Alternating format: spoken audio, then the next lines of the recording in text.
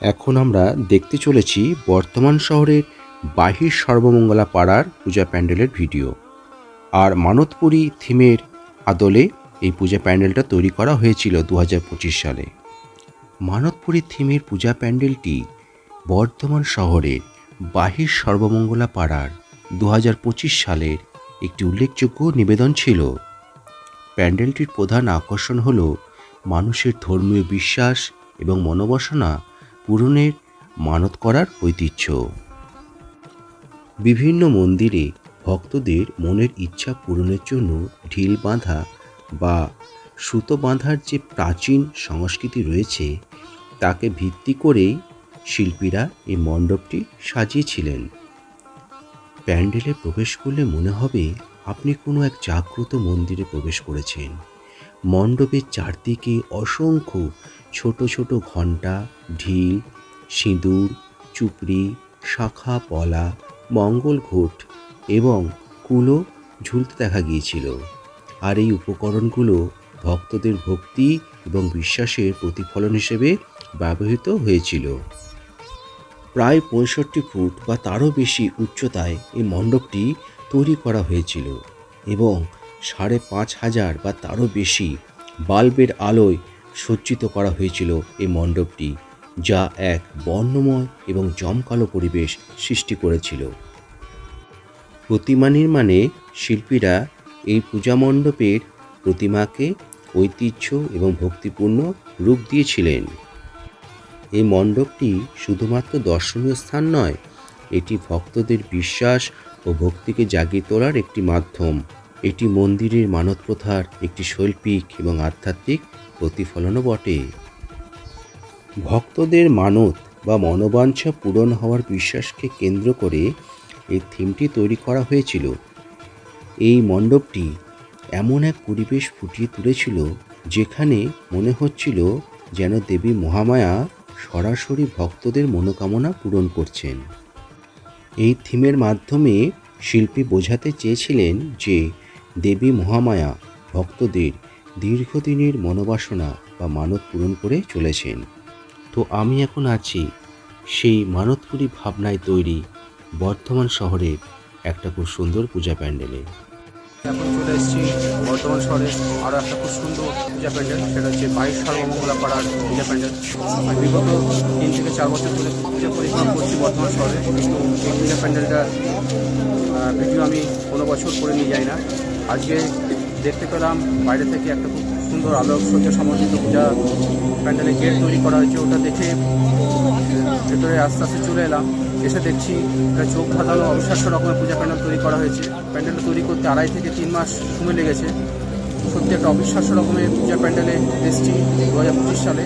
বর্ধমান শহরে যেখানে বড় বড় মাপের পূজা প্যান্ডেল হয়ে থাকে সেখানে দেখছি ছোটো ছোটো মাপের পূজা প্যান্ডেল করা হয়েছে বৃষ্টির কথা চিন্তা করে, কিন্তু এখানে একটা সত্যি খুব বড় মাপের একটা আলোকসজ্জা সমন্বিত পূজা প্যান্ডেল দেখছি বাহির সর্বমঙ্গলা পাড়ায়। আর এই পূজা প্যান্ডেলটার ভিডিও আমি প্রথম করছি। এখন পুরো মণ্ডপের ভেতরে ঢুকিনি, বাইরে বসে আছি। একটা শিব মূর্তি করা হয়েছে, সেই শিব মূর্তির সামনে বসে আছি। তার ভেতরে ঢুকবো, ভেতরে ঢুকে বাহির সর্বমঙ্গলা পাড়ার আলোকসজ্জা সমন্বিত পূজা প্যান্ডেলের ডিটেলস ভিডিও আমি দেখাবো আমাকে রাজপুরি চ্যানেলে কিছুদিনের মধ্যে। মানতপুরী থিমের পূজা প্যান্ডেল হল মূলত ভক্তদের মনোবাঞ্ছা বা মানত পূরণের বিশ্বাসকে কেন্দ্র করে তৈরি একটি মণ্ডপ, যে মণ্ডপে অজস্র ঢিল, ঘণ্টা, শাখা পলা, সিঁদুর ইত্যাদি পুজোর সামগ্রী ও উপকরণ দিয়ে সাজানো হয়ে থাকে, যা মন্দিরের ঢিল বাঁধা রেওয়াজ থেকে অনুপ্রাণিত হয়। এই মণ্ডপগুলো খুব বাস্তবসম্মত এবং ঐতিহ্যবাহী পরিবেশ তৈরি করে, যেখানে বাঁশ ও স্থানীয় উপকরণ ব্যবহার করে এক জাগ্রত মন্দিরের অনুভূতি জাগিয়ে তোলা হয়, যা দর্শকদের মনে ভক্তি এবং বিশ্বাসকে জাগ্রত করে। ভক্তদের দীর্ঘদিনের লালিত ধর্মীয় বিশ্বাস ও আবেগ মন্দিরের ঢিল বাঁধা বা গিট বাঁধা রেওয়াজকে কেন্দ্র করে এই মণ্ডপটি সাজানো হয়েছিল। 65 ফুট উঁচু এই মণ্ডপটি তৈরি করতে প্রায় 6,500 বাঁশ লেগেছিল। পুরো মণ্ডপ জুড়ে লক্ষ লক্ষ ছোট ছোট পাথরের টুকরো, মিনি পেতলের ঘণ্টা এবং লাল বেনারসির টুকরো ঝুলিয়ে মানত করার পরিবেশ ফুটিয়ে তোলা হয়েছিল। নদিয়া, বর্ধমান ও মেদিনীপুর থেকে সংগৃহীত অজস্র পুজোর উপকরণ যেমন সিঁদুরের চুকরি, শাঁখা পলা, মঙ্গল ঘট ও কুলো দিয়ে মণ্ডপটি সাজানো হয়েছিল। গোটা পুজো মণ্ডপের প্যান্ডেলটিকে আলোকিত করতে প্রায় 5,500 বাল্ব ব্যবহার করা হয়েছিল।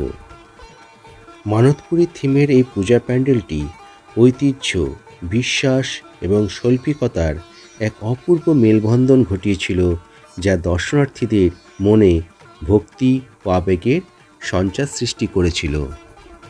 মানতপুরী থিমটি দুর্গাপুজো প্যান্ডেলের জন্য একটি জনপ্রিয় ধারণা, যা সাধারণত মানুষের ভক্তি, বিশ্বাস এবং মানত করার প্রথাকে তুলে ধরে। এই থিমের মূল লক্ষ্য থাকে ভক্তদের মানসিক সংযোগ এবং আস্থার পরিবেশ তৈরি করা। এই ধরনের থিমের মণ্ডপসজ্জায় মানত করার প্রতীকী জিনিসপত্র ব্যবহার করা হয়ে থাকে, যেমন ছোট ছোট ঘণ্টা। অনেক মণ্ডপে হাজার হাজার ছোট পিতলের ঘণ্টা ব্যবহার করা হয়, যা মানত পূর্ণ হওয়ার প্রতীক হিসেবে ঝোলানো হয়ে থাকে। এর পরের উপকরণটি হলো পাথরের ঢিল। লক্ষাধিক ছোট পাথরের ঢিল ব্যবহার করে মণ্ডপের দেওয়াল বা কাঠামো তৈরি করা হয়ে থাকে, যা মানত করার চিরাচরিত প্রথাকে ফুটিয়ে তোলে। পরবর্তী উপকরণটি হলো লাল বেনারসি বা রঙিন সুতো। লাল বেনারসি শাড়ির টুকরো বা রঙিন সুতো দিয়ে মণ্ডপটিকে সাজানো হয়ে থাকে, যা মানুষের বিশ্বাস ও প্রার্থনার প্রতীক হয়ে থাকে। এই থিমে আলোর ব্যবহার খুব গুরুত্বপূর্ণ হয়ে থাকে। হাজার হাজার বাল্বের আলো ব্যবহার করে একটি উজ্জ্বল এবং ঝলমলে পরিবেশ তৈরি করা হয়, যা মণ্ডপটিকে দূর থেকে খুব আকর্ষণীয় করে তোলে। এই ধরনের মণ্ডপের কাঠামো প্রায়শই মন্দির বা ঐতিহ্যবাহী স্থাপত্যের আদলে তৈরি করা হয়ে থাকে, যা একটি পবিত্র এবং শান্ত পরিবেশ তৈরি করে। বাঁশের মতো প্রাকৃতিক উপাদানও এই সমস্ত মণ্ডপটির কাঠামোর তৈরিতে ব্যবহৃত হয়। প্রবেশপথ থেকে শুরু করে মণ্ডপের ভেতরের অংশ পর্যন্ত একটি আধ্যাত্মিক পরিবেশ বজায় থাকে। অনেক সময় প্রবেশদ্বারে শিবলিঙ্গ বা অন্যান্য পবিত্র প্রতীক রাখা হয় এবং সেই সঙ্গে ভেতরে ভক্তিপূর্ণ সঙ্গীত বাজানো হয়, যা দর্শনার্থীদের মনে ভক্তি এবং ঐতিহ্যের অনুভূতি জাগিয়ে তোলে। পূজা প্যান্ডেলে একদম ভেতরে চলে এসেছি। একটা অপরূপ আলোকসজ্জায় ফুটিয়ে তোলা হয়েছে বাড়ির সর্বমঙ্গলা ক্লাবের পূজা প্যান্ডেলটা। সত্যি অবিশ্বাস্য রকম একটা পূজা প্যান্ডেল দেখছি। আর এত সুন্দর আলোর কাজ, পুরো সাদা দ্যুতি বেরোচ্ছে মনে হচ্ছে। সাদা আলোর যে ছটা সেটা ছিটে বেরোচ্ছে এবং গোটা পূজা প্যান্ডেলটাকে আলোকিত করে রেখেছে।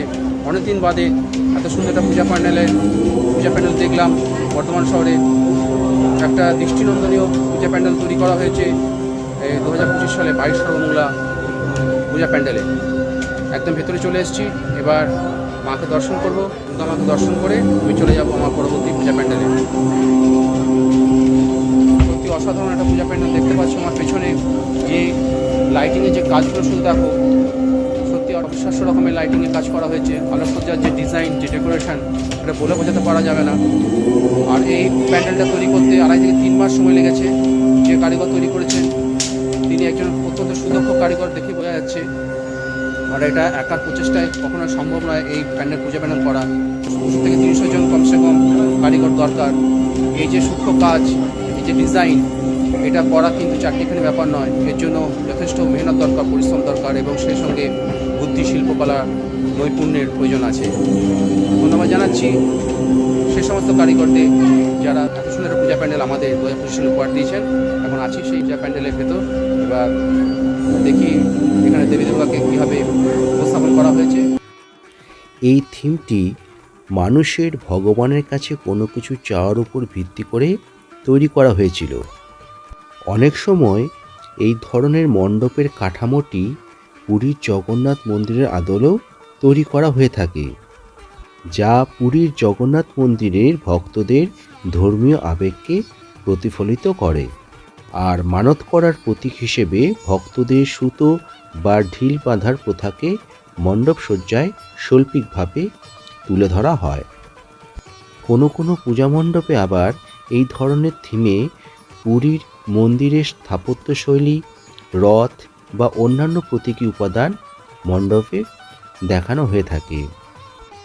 এই কারণে মানতপুরী থিম বলতে দুর্গাপুজো বা অন্যান্য উৎসবে পুরীর জগন্নাথ মন্দিরের আদলে তৈরি মণ্ডপ বা মানত বা ব্রত সম্পর্কিত থিমকেও বোঝানো হয়ে থাকে, যেখানে ভক্তদের বিশ্বাস ও প্রতিশ্রুতির প্রতিফলন দেখতে পাওয়া যায়। এই ধরনের থিম ভক্তদের গভীর ধর্মীয় বিশ্বাস, মানত পূরণের আকাঙ্ক্ষা এবং পুরীর জগন্নাথ মন্দিরের স্থাপত্য ও রথযাত্রার প্রভাবকেও তুলে ধরে। আর সেই লৌকিক বিশ্বাস ও ধর্মীয় আবেগ নিয়ে আমাদের বর্ধমান শহরে 2025 সালে 22 সর্বমঙ্গলা পাড়া ক্লাবে তৈরি হয়েছিল এক বর্ণময়, অভিনব ও নজরকাড়া শারদ ভাবনা মানতপুরী। দেবী দুর্গার সামনে চলে এসেছি। দেবী দুর্গার সামনে যে ডিজাইনটা করা হয়েছে, যে ডেকোরেশনটা করা হয়েছে, সেটা ভাষায় বলে বোঝাতে পারবো না। একবার চোখে এসে দেখে যাবেন যে 22 সর্বমঙ্গলা পাড়ায় 2025 সালে কী স্ট্যান্ডার্ডে কী মাপে পূজা প্যান্ডেল তৈরি করা হয়েছে। এখন একদম মা দুর্গার সামনে দাঁড়িয়ে আছি। সত্যি ভালো লাগলো পূজা প্যান্ডেলটা দেখে। অনেকদিন বাদে একটা খুব সুন্দর পূজা প্যান্ডেল দর্শন করলাম। এবার আমি চলে যাব আমার পরবর্তী পূজা প্যান্ডেল।